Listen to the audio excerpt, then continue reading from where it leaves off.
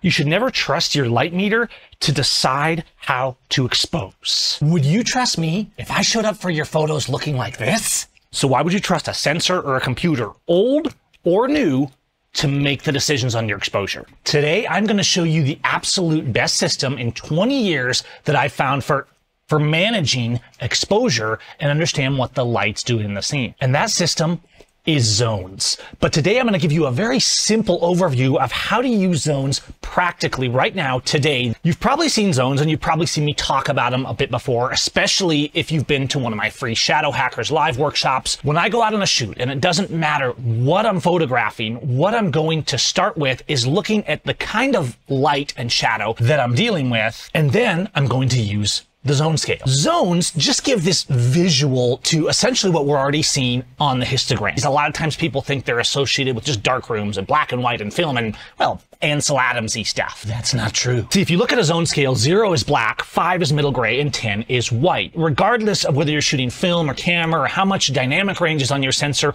ultimately you're editing down to that, even if you're editing in color. What zones do is they take the in-camera stuff, like exposed to the right, and they take the post-production stuff, like luminosity masking, and they give us control over it. I'm generally going to find two types of light, whether I'm shooting a portrait, a landscape, a street, etc. I'm going to come to a scene like we did for this portrait session, and it's fairly low evening light, it's fairly flat. If I actually reset this, you can see that it's kind of very flat forest light. In the final edit, I came in and I used film as presets and I used speed masks from Elegance, but all this you could do manually. What was I actually doing here though?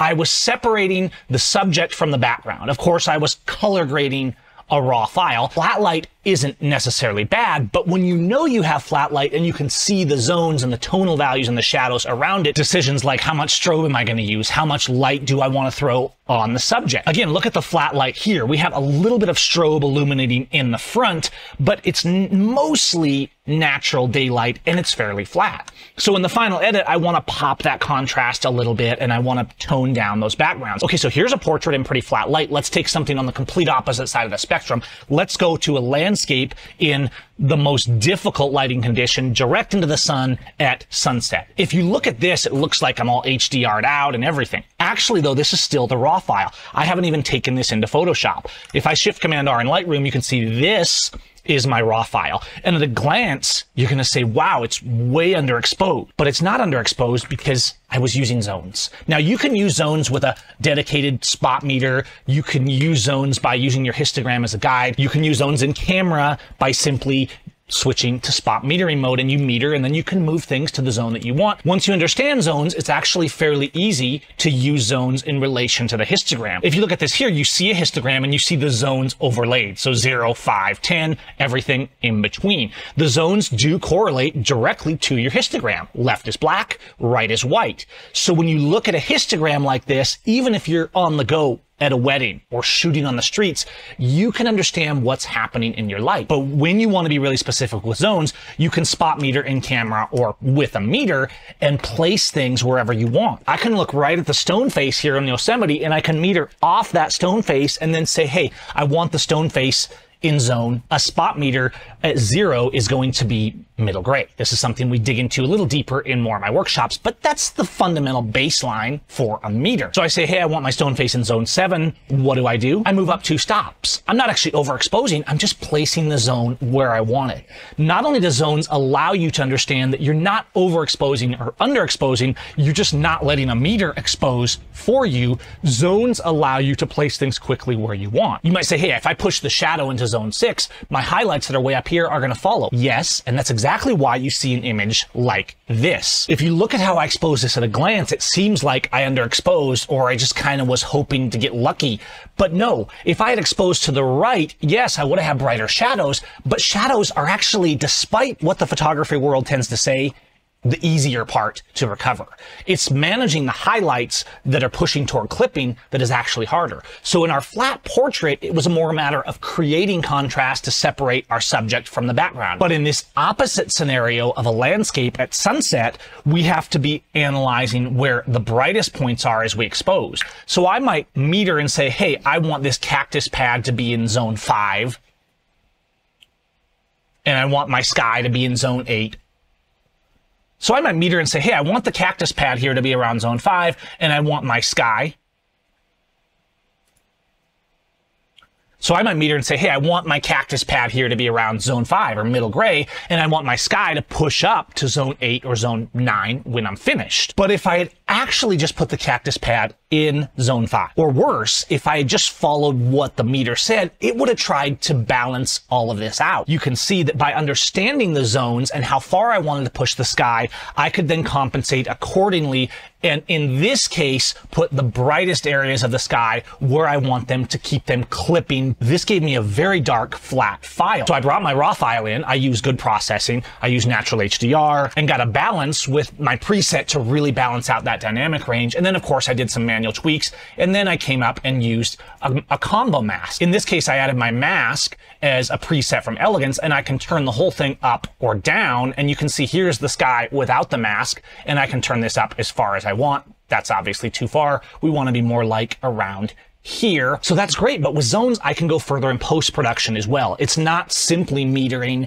in camera and being able to see your light. So zones number 1 are giving you this simple language of light. You can see what's happening in your scene, you can interact with it. There's no randomly like, oh, let's expose to the right, and then you end up with clipped photos. You're looking at highlights, you're looking at shadows in your scene, you're visualizing, and then you're placing those tones where you want in your in-camera exposure. Then when you come to edit, you can use those same concepts. If I come into Photoshop with the same photo and it looks really good, but of course I could do more, I'm gonna run Lumist in Photoshop. Now Lumist is like luminosity masking, but it's on steroids. Again, instead of this kind of random lights, mid, shadows, if you use zones, everything is refined. And that's what I did when we developed Lumist. This is actually Lumist 2. I run Lumist here and it gives me this real-time map, which of course I can hide and I can show. It's not editing the photo. What it's actually doing is we're looking at the zones. So this is very educational to have something like this in your post-production work, because not only can I select and edit these zones, I can see where all the zones are. You can see from my Lightroom edit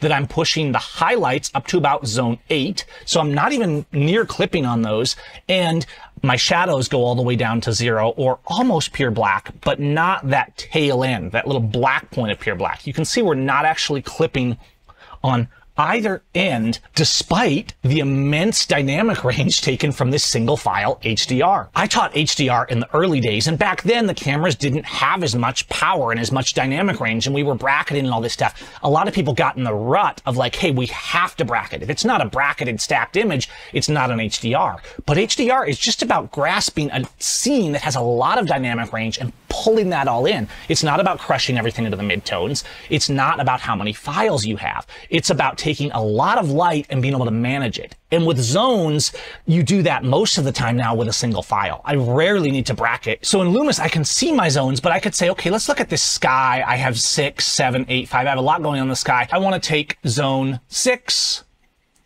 And I want to take zone 5. I'm going to select both of those. So if I click one zone, it selects it. If I click another zone, it adds it. Then I just click this action here, and it's going to feather my selection. I can click this as many times as I want. This is a sky, so I want it really smooth and feathered. I'm going to click that 3 or 4 times. Now what happens is I can apply this to a layer. So if I click the dodge or the lighten curve, it instantly applies those zones that I've selected to my sky. And of course now I have a curve, and I don't have to leave it on these exact settings. I can play around with that curve. I can create different levels of contrast with it and kind of bring my sky exactly where I want it. So here I can go further than I was going in Lightroom and be refining my sky and my details even more. And the beauty is here that I'm only affecting the zones that I selected. Now you can see if I show the map overlay, this map is actually real time. So that curve that I just made, if I turn it on and off, you see it changing the visualization of the zones and showing me what's happening. As a visual person, I find this really useful. It's why I put so much development into Lumist and getting this live zone map.